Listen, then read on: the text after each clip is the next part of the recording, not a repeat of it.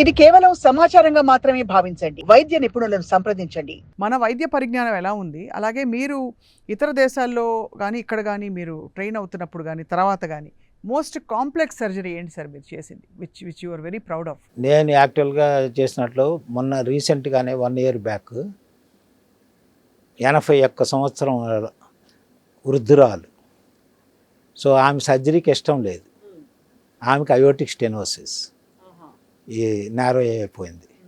So అందుకని 80 సంవత్సరాలు కదా, టావీ ఆపరేషన్ చేయించుకుంటామని వాళ్ళు ప్రిపేర్ అయ్యారు. అక్కడ కార్డియాలజిస్ట్ రిఫర్ చేశారు.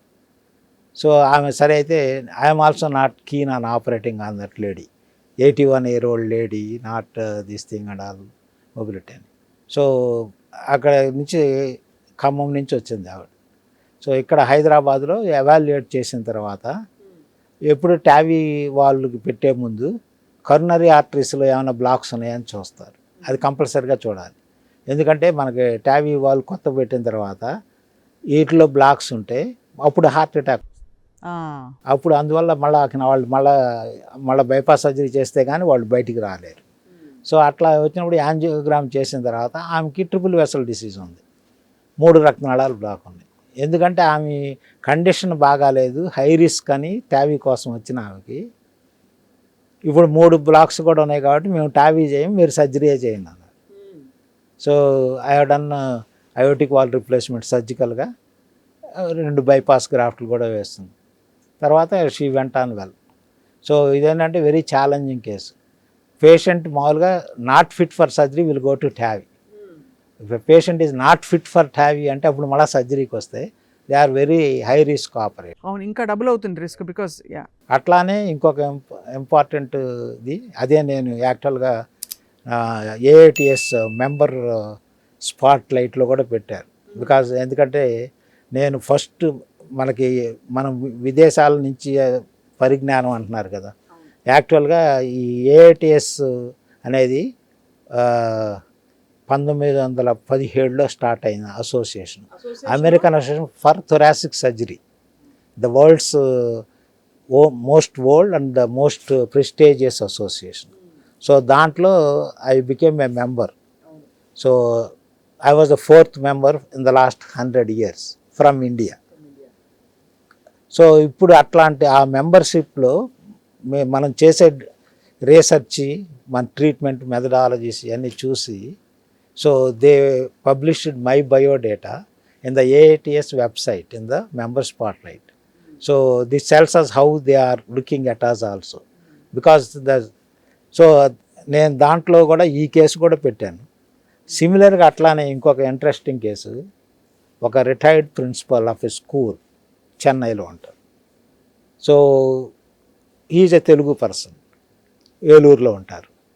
సో ఈయన ఏలూరు నుంచి he went to north India, where Haridwar పిలిగ్రిమేజ్కి వెళ్ళాడు. He is a known hypertensive, blood pressure ఎక్కువ ఉందని. అందుకని he carries a BP operators wherever he goes. He will check his BP every day. అక్కడికి వెళ్ళిన తర్వాత పేషెంట్ సమ్టైమ్స్ సో అబ్జర్వెంట్ ఉంటారంటే, రోజు ఎప్పుడు చూసుకుంటే 160/90 ఉండదు. ఆయన హరిద్వార్ పోయి హోటల్లో దిగిన తర్వాత పొద్దున్న చూస్తే 90/60 ఉందండి. He has not taken any BP tablets also. He had why my blood pressure has going down but he do not have any symptoms. Then he has not move to go to the temple and all. He stayed in this thing. కొంచెం నీరసంగా ఉంటుంటుంది కదా sir 90/60 అంటే. So, but he might have been used for that type of thing. So he become a symptom. After 2 hours, he started becoming breathless. Morning 9 o'clock, morning చూసుకున్న తర్వాత breathless అయ్యాడు. So then he thought something is serious. He has to go there. So immediately he came back to Elur. Elurలో he went and saw a cardiologist.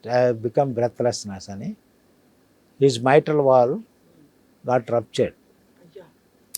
He had a heart attack. In the heart attack, the valve also got ruptured. So he developed a severe mitral regurgitation. So from the OPD, he has not taken even the printed echo report. Then immediately came to Hyderabad. So we did the From OPD directly we sent the patient to ICU. We evaluated him. So angiogram ఎట్లా ఉంది, pumping బాగా తగ్గిపోయింది. నార్మల్గా 25% ఉంది, EF అంటారు, ejection fraction. నార్మల్గా 60 ఉండాలి. So అప్పుడు ఆయన చాలా is unfit for operation that stage. We have to do the valve replacement and also bypass surgery. So then we preparing him, we send him home. On the same night he came back again with breathlessness. Then after next day we did the valve replacement and bypass surgery.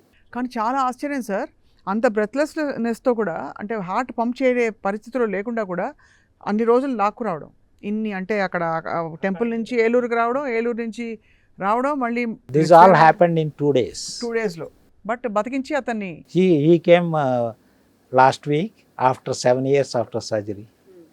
He is doing very well. Now his blood pressure is 55, EF is 55 and he is smoking, and he developed after some time some rhythm problem, heart block antar, electrical block. So they have put him a pacemaker also now.